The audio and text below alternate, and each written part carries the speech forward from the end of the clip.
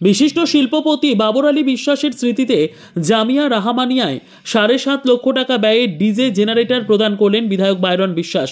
আজ শনিবার শামশেরগঞ্জের ডাকবাংলায় অবস্থিত জামিয়া রাহমানিয়া মাদ্রাসায় ডিজে জেনারেটর প্রদান করেন সাগরদিঘি বিধানসভার বিধায়ক। উল্লেখ করা যেতে পারে, এলাকার বিশিষ্ট শিল্পপতি বাবর বিশ্বাস জামিয়াতে একটি ডিজে দেওয়ার আশ্বাস দিয়েছিলেন, যদিও হঠাৎ অসুস্থ হয়ে মৃত্যুবরণ করেন তিনি। বিষয়টি নিয়ে তৎপর হন সাগরদিঘি বিধানসভার জনপ্রিয় বিধায়ক বাইরন বিশ্বাস। আজ শনিবারই আনুষ্ঠানিকভাবে জামিয়া রহমানিয়া মাদ্রাসা প্রাঙ্গণে 7.5 লক্ষ টাকা ব্যয়ে ডিজে জেনারেটর প্রদান করেন তিনি।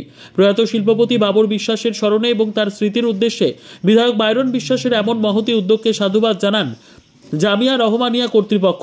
সাধুবাদ জানিয়েছেন সাধারণ মানুষ থেকে শুরু করে বিশিষ্টজনেরা। ডিজে জেনারেটর প্রদান এবং তার সূচনা পর্বে বিধায়ক বাইরন বিশ্বাসের পাশাপাশি জামিয়া রহমানিয়া মাদ্রাসার অন্যান্য কর্মকর্তারা উপস্থিত ছিলেন।